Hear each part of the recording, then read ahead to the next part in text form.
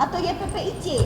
Lalu bagaimana nasib ratusan mahasiswa yang kuliah di Universitas Ibnu Khaldun di bawah naungan YPUIC? Apakah dengan otomatis ijazah mereka juga palsu atau tidak terdata? Lalu bagaimana dengan profesi mereka?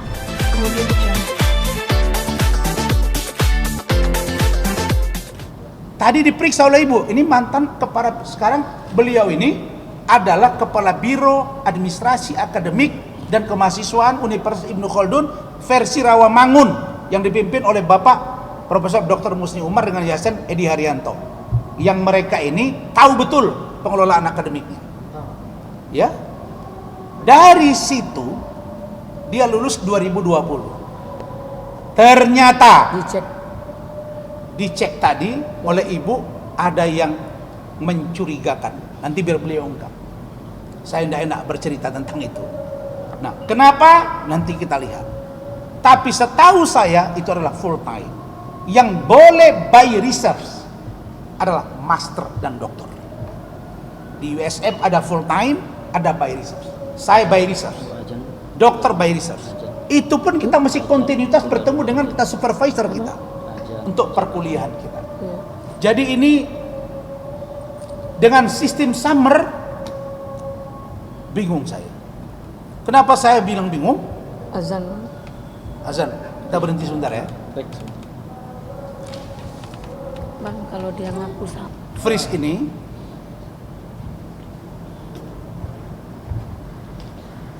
kita sudah jelas dugaan kita ada something wrong. Dan tadi sudah sepakat tim kami akan bergerak. Sekarang sudah bergerak, cuma data mulai masuk dan kita akan cek. Nah, ini bisa jadi senjata makan tuan. Semut di seberang lautan terlihat jelas. Gajah di pelupuk mata terbutakan, ya kan? Nah, ini semua dalam rangka presumption of innocence, praduga tidak bersalah ya. Tetapi master dan doktor barulah menurut saya by research.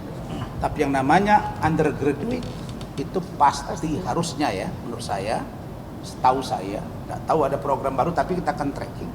Itu harus full time, full class, ya kan? Ya, absensi. Dan di Indonesia setahu saya S1 itu wajib kuliah.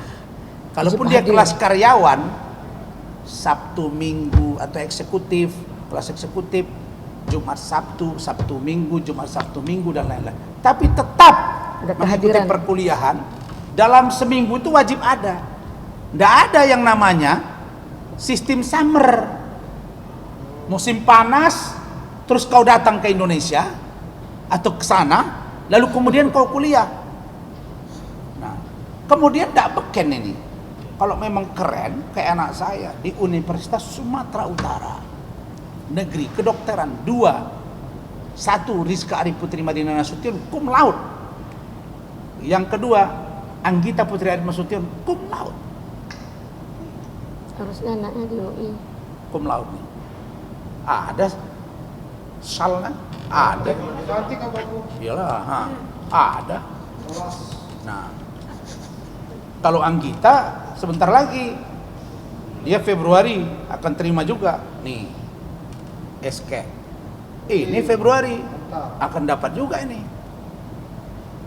shalnya atau selendangnya atau apa itu namanya itu, cum laude, kedokteran lagi. Nah, makanya dia bilang, kok anak saya begini ya, ditampilkan ke saya, anaknya lagi wawancara TV, anak saya sudah ke Korea Selatan, diundang, mau tes, ayo. Mau tes apa? Keilmuan, bahasa Inggris, ayo. Oh ya, kemarin bahasa Inggris. Anak saya Anggita itu akselerasi SMA 2 tahun. Mana anak Muhammad 2 tahun akselerasi? Suruh anaknya kuliah di UI. Tes dulu di UIK, di mana saya nggak mengatakan universitas swasta tidak qualified, saya juga di swasta. Saya masuk UISU itu karena orang tua saya tidak berada. Saya masuk IAIN seharusnya, beasiswa Supersemar, bebas testing, jalur undangan, tapi karena ekonomi orang tua Saya tidak malu-malu mengatakan saya anak jual koran, saya jual koran, anak seorang ustadz, ulama, hafiz Quran dari kampung. Memang saya orang susah dulu. Sekarang kalau saya bilang saya orang susah, miskin, Allah marah sama saya. Tapi saya juga tidak boleh mengatakan saya orang kaya, itu namanya saya sombong. Tapi saya adalah orang yang qanaah dan orang yang bersyukur pada Allah. Saya kira itu.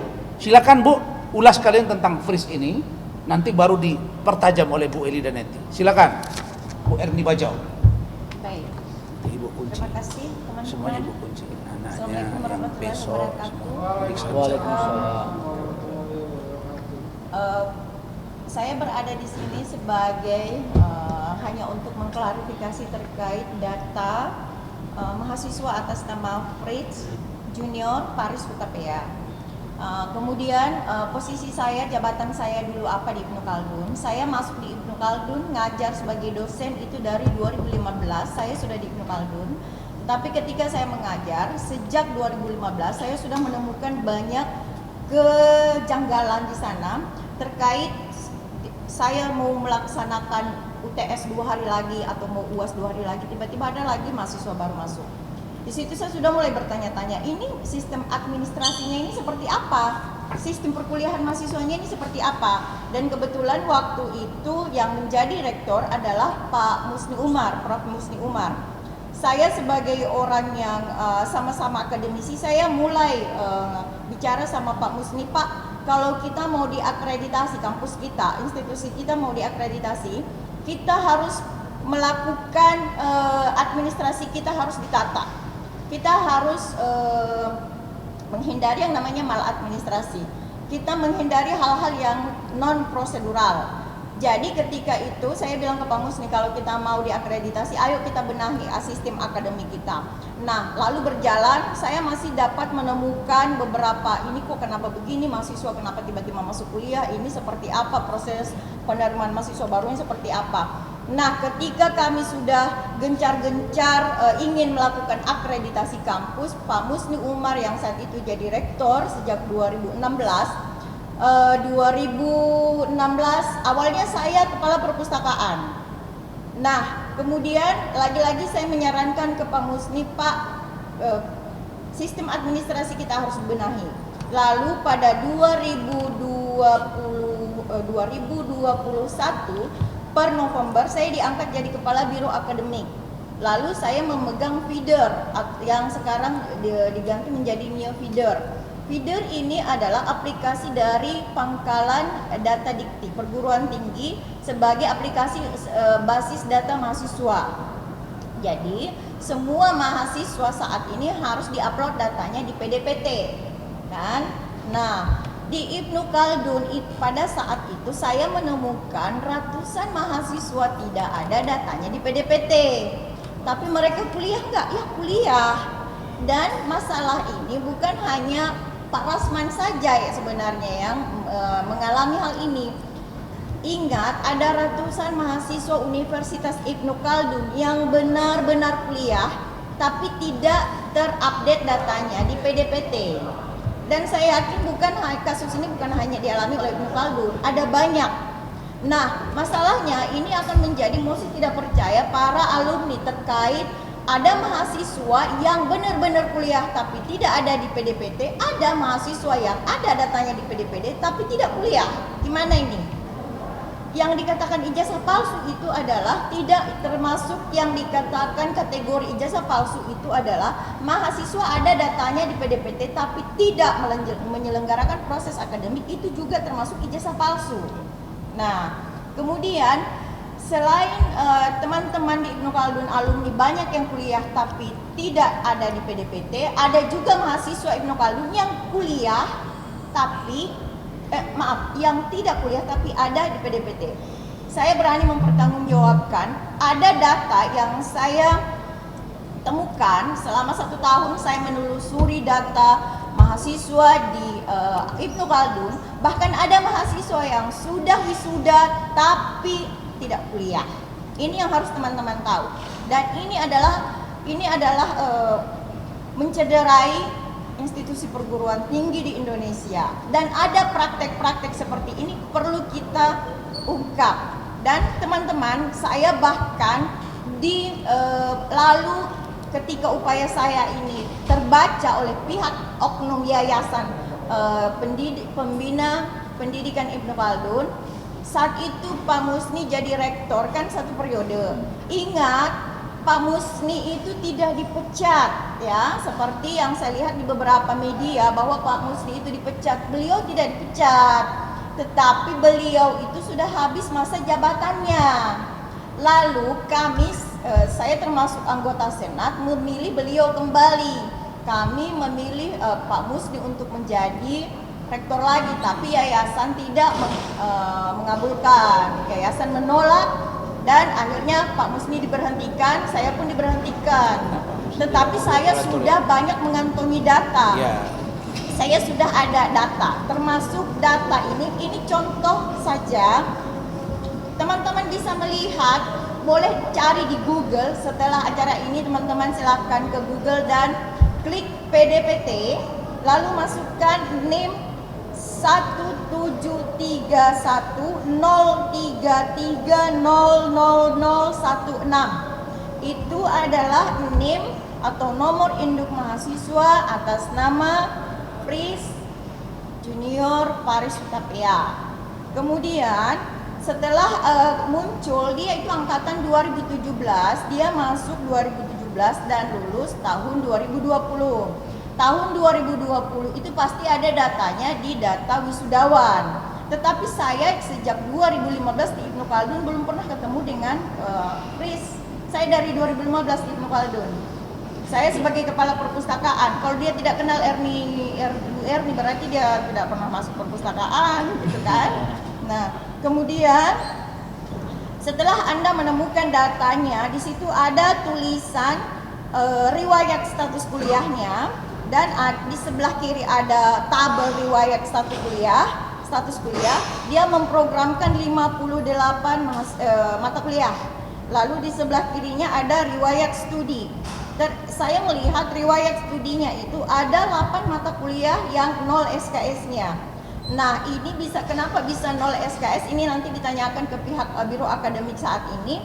Termasuk skripsinya itu 0. Artinya ini mata kuliah tidak diprogramkan atau tidak dilaporkan. Kan kita tidak tahu, karena di sini ada 8 mata kuliah itu 0 SKS-nya. Sementara di Ibnu Khaldun itu untuk syarat kelulusan mahasiswa bisa diwisuda adalah 147 SKS. Nah, sekarang yang membuat saya prihatin dengan kasus ini bahwa di Ibnu Khaldun masih ada praktek di sini mulai saya ungkap, indikasi praktek jual beli ijazah. Dan saya akan rela ke Dikti, saya mau ke Dikti bersama teman-teman, kita gelar perkara, saya menyajikan data, dan ini tidak boleh terjadi di Indonesia. Dan ini sangat mencederai Tridharma perguruan tinggi, hampir ini mencederai Tridharma perguruan tinggi di Indonesia. Dan ini tidak boleh. Yayasan dikelola oleh Edi Haryanto ini. Nah, kemudian begini. Yayasan dikelola. Enggak, maksudnya ijazah tadi yang dikelola Edi Yang Haryanto. dikelola oleh Edi saya Haryanto. jelaskan dulu. Jadi begini. Ibnu Khaldun ini, kampus Universitas Ibnu Khaldun dulu sebelum 2016 itu dikelola oleh YPUIC, Yayasan Pembina Universitas Ibnu Khaldun. Nah, lalu adalah alumninya ini Bang Rasman, kemudian Abang Latif tadi yang saya telepon sebelum kita termasuk responnya. Sasprinya ya. Iya, kemudian ada lagi teman-teman dari Tempo kemarin yang namanya Pak Imam, saya ketemu, dia bilang, oh saya juga alumni. Nah, sekarang statusnya bagaimana? Karena pada saat mereka kuliah termasuk yang konon katanya Wakil Presiden RI kita, Haji Ma'ruf Amin. Lulusan. Kiai Haji Ma'ruf Amin adalah lulusan Universitas Ibnu Khaldun. Nah, Ibnu Khaldun yang mana? Sementara YPPIC, Yayasan Pembina Pendidikan Ibnu Khaldun ini aktifnya 2016, yang sekarang mengelola Universitas Ibnu Khaldun. Sekarang statusnya Bang Rasman ini apakah mahasiswa YPUIC atau YPPIC? Lalu bagaimana nasib ratusan mahasiswa yang kuliah di Universitas Ibnu Khaldun di bawah naungan YPUIC? Apakah dengan otomatis ijazah mereka juga palsu atau tidak terdata? Lalu bagaimana dengan profesi mereka? Ini harus teman-teman, ini kerjaannya wartawan. Silahkan cari, silahkan telisik apa yang harus kita lakukan untuk menyelamatkan data-data mahasiswa yang bernasib sama dengan Pak Rasman. Kuliah tapi tidak terlapor. Malah ada yang tidak kuliah tapi ikut wisuda. Demikian. Jadi Oke. apa indikasi Ibu untuk Frit bahwa Frit di wisuda atau tidak di wisuda tapi punya ijazah, seperti apa yang Ibu ketahui fakta integritasnya? Kalau menurut saya sebagai Kepala Biro Akademik sejak 2001 November sampai 2002 Desember sampai 2000 saya jadi Kepala Biro Akademik 2001 November sampai 2002 November ya. Nah, kalau saya pernah diancam di tempat wisuda akan dipecat. Kemudian